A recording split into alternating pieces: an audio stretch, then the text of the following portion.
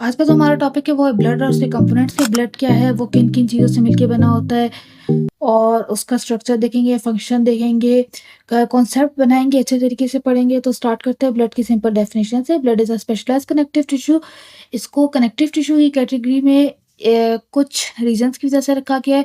First reason ये है कि ये एम्ब्रियोनिक डेवलपमेंट में मेसोडर्म से अराइज़ होता है और दूसरा रीज़न ये है कि किसी भी कनेक्टिव टिश्यू का ये फीचर होता है कि वो एक्स्ट्रा सेलुलर मैट्रिक्स और सेल से बना होता है, तो ये भी एक्स्ट्रा सेलुलर मैट्रिक्स और सेल से बना होता है। तो जो हमारा ये ब्लड है उसका एक्स्ट्रा सेलुलर मैट्रिक्स जो है वो फ्लूइड पार्ट होता है या उसको हम कहते हैं प्लाज्मा पार्ट, जिसके अंदर सेल्स जो हैं वो सस्पेंडेड होते हैं। सेल्स कौन से वाले हैं? स्पेशलाइज्ड सेल्स हैं, जिनके अलग-अलग रोल्स हैं, वो एक-दूसरे से बिल्कुल अलग-अलग है, जिस तरह के red blood cells, white blood cells और प्लेटलेट्स। ये मैंने आप लोग को ब्लड की कैटेगरी दिखाई है जिसके अंदर रेड ब्लड सेल्स है, व्हाइट ब्लड सेल्स है, प्लेटलेट्स है स्टार शेप के और प्लाज्मा है, येलो डॉट से शो किया हुआ है।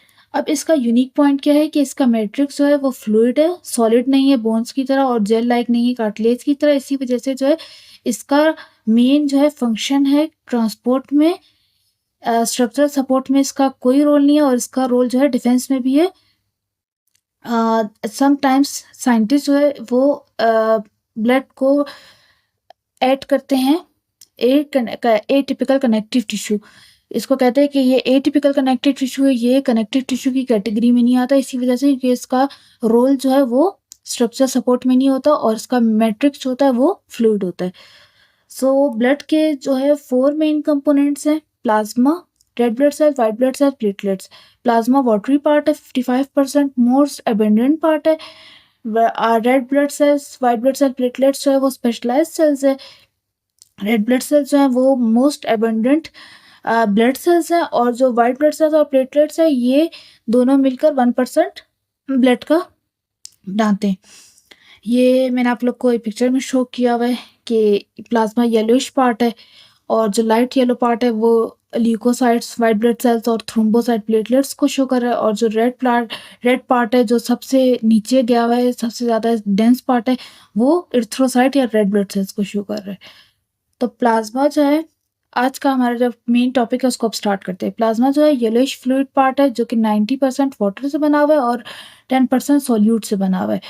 अब जो इसके अंदर जो 10% सोल्यूट है वो प्लाज्मा प्रोटीन्स है, इलेक्ट्रोलाइट है, वेस्ट प्रोडक्ट्स है, gases, hormones, nutrients, carbohydrate, plasma lipids और ट्रांसपोर्ट प्रोटीन। अब मैं आप लोग को पहले बताती चलूँ कि जो हमारे बॉडी के अंदर जो भी सप्लाई चीज़ें होती हैं, जिस तरह कि हम लोगों ने खाना खाया, कोई दवाई ली या कुछ भी है, वो सारे के सारे प्लाज्मा के थ्रू ट्रांसपोर्ट होते हैं क्योंकि जो हमारे रेड ब्लड सेल्स हैं वो कार्बन डाइऑक्साइड और ऑक्सीजन की ट्रांसपोर्ट करते हैं, जबकि हमारे जो वाइट ब्लड सेल्स हैं वो डिफेंस करते हैं, प्लेटलेट्स जो है वो ब्लीडिंग को रोकते हैं।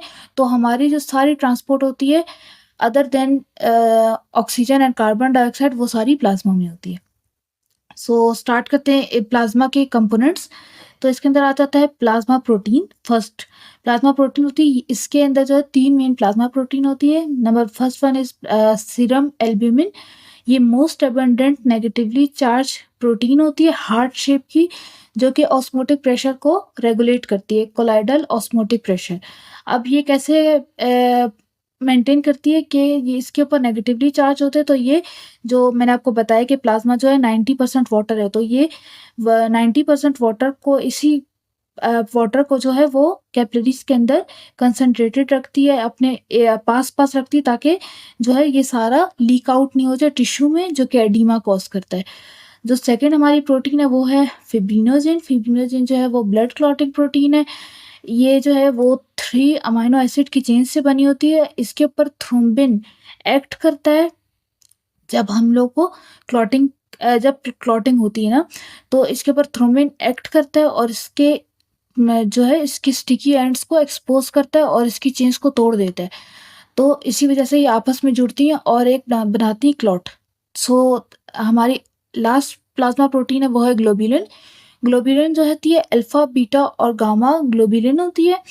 वो अल्फ़ा, बीटा जो है वो ट्रांसपोर्ट ग्लोब्यूलिन होती है और जो दूसरी गामा होती है वो इम्यूनोग्लोब्यूलिन है। ट्रांसपोर्ट ग्लोब्यूलिन जो है वो सब्सटेंसेस को ट्रांसपोर्ट करती है और इम्यूनोग्लोब्यूलिन जो है वो एंटीबॉडीज़ होती है वो इम्यूनोग्लोब्यूलिन ग्लोब्यूलिन होती है, मतलब कि ये डिफेंस में इसका रोल है। सो अब जो हमारे जो सेकंड पार्ट है प्लाज़्मा का, वो है ट्रांसपोर्ट प्रोटीन्स। तो जिस तरह के काफ़ी ज़्यादा हमारे सब्सटेंसेस वगैरह प्रेज़ेंट होते हैं प्लाज़्मा में, वो प्रोटीन के थ्रू जो है वो व प्लाज़्मा के अंदर प्रेज़ेंट होते हैं। विदाउट प्रोटीन जो है वो या तो एक्यूमुलेट हो जाएँगे या तो वो ब्लड के अंदर हार्मफुल साबित होंगे। तो first one is lipoprotein. Lipoprotein जो है वो इसके नाम से मेंशन हो रहा है कि वो लिपिड की जो है लिपिड को ट्रांसपोर्ट करेगी। लिपिड में कोलेस्ट्रॉल आ जाते हैं, ट्राइग्लिसराइड आ जाते हैं, फैटी एसिड आ जाते हैं, सबको ट्रांसपोर्ट करेगी। ट्रांसफेरिन जो है वो फेरिन आयरन को ट्रांसपोर्ट करेगी। क्यूलोप्लाज्मिन जो है वो कॉपर को करेगी। हेप्टोग्लोबिन जो है वो फ्री हीमोग्लोबिन को करेगी। अब ये फ्री हीमोग्लोबिन तब आएगा जब हमारा आरबीसी जो है वो ब्रेक हो जाएगा। 120 डेज़ के बाद इसकी ब्रेकडाउन होती है, तो इसको भी कैरी करने की ज़रूरत होती है। और हमारी लास्ट आ जाती है ट्रांसकोप एलामिन, जो कि विटामिन बी12 को कैरी करती है। अब इन सब में एक यूनिक वही प्रोटीन है जो है ट्रांसकोप एलामिन। ये एक टाइम पे सिर्फ एक विटामिन बी12 के मॉलिक्यूल के कैरी करती है। अब इसके बारे में और यूनिक पॉइंट है कि ये सारी प्रोटीन्स जो मैंने आपको शो की 5 जो है वो ग्लोबुलिन है, अल्फा और बीटा होती हैं दोनों। अब जो ट्रांसफेरिन है, लिपोप्रोटीन है और विटामिन बी12 कैरियर है वो बीटा ग्लोबुलिन है, और जो बाकी 2 हैं वो है अल्फा 2 ग्लोबुलिन। अब जो हमारा नेक्स्ट कंपोनेंट है प्लाज़्मा का, वो है प्लाज़्मा के लिपिड्स। मतलब प्लाज़्मा के अंदर लिपिड्स भी प्रेज़ेंट है, जिस तरह कि उसके अंदर प्रोटीन्स प्रेज़ेंट थी, फिर उसके अंदर ट्रांसपोर्ट प्रोटीन प्रेज़ेंट थी जो कि ग्लोबुलिन थी, और अब जो है वो प्लाज़्मा के अंदर जो है लिपिड्स भी प्रेज़ेंट है। वो अब द 3 मेन फॉर्म्स में मेनली प्रेज़ेंट होंगे। एक तो है फॉस्फोलिपिड, मतलब फॉस्फोलिपिड जो है वो जिसका हाइड्रोफिलिक हेड होता है, और हाइड्रोफिलिक फॉस्फेट हेड होता है, और 2 हाइड्रोफोबिक टेल्स होती हैं। ये जो है सेल मेम्ब्रेन्स का पार्ट मोस्ट की पार्ट होता है। अब ये लिपोप्रोटीन जो मैंने आपको बताया था लिपिड की ट्रांसपोर्ट करने के लिए प्रोटीन यूज़ हुई थी, वो उसको जो है वो कवर करेगा। जो हमारा अगला पार्ट है वो है ट्राइग्लिसराइड, जो कि स्टोरेज फॉर्म है फैट्स की। ये जो भी हमारे बॉडी के अंदर फैट्स प्रेजेंट होते हैं वो सारे के सारे ट्राइग्लिसराइड की फॉर्म में स्टोर होते हैं। तो ये भी प्रेजेंट होंगे किसके अंदर, प्रोटीन, ये किसके अंदर प्रेजेंट होंगे, लिपो प्रोटीन के अंदर। कोलेस्ट्रॉल आ गए हैं ये हॉर्मोन्स के अंदर, जिस तरह के एस्ट्रोजन, टेस्टोस्टेरोन और विटामिन डी, इन सब की प्रोडक्शन में ये हेल्पफुल है, और ये भी लिपोप्रोटीन के अंदर प्रेजेंट होगा। जो क्लाइम माइक्रॉन्स है ये जो है वो एक लिपोप्रोटीन का लार्ज मॉलिक्यूल है या पार्टिकल है, जो कि जिसके अंदर कोलेस्ट्रॉल, ट्राइग्लिसराइड, फैटी एसिड, ये सारी की सारी चीज़ें प्रेजेंट होती हैं। सो इसका यूनिक पॉइंट ये है कि फॉस्फोलिपिड जो है वो कोट करता है लिपोप्रोटीन को, लिपोप्रोटीन जो है कोट करती है ट्राइग्लिसराइड को, कोलेस्ट्रॉल को, फैटी एसिड्स को।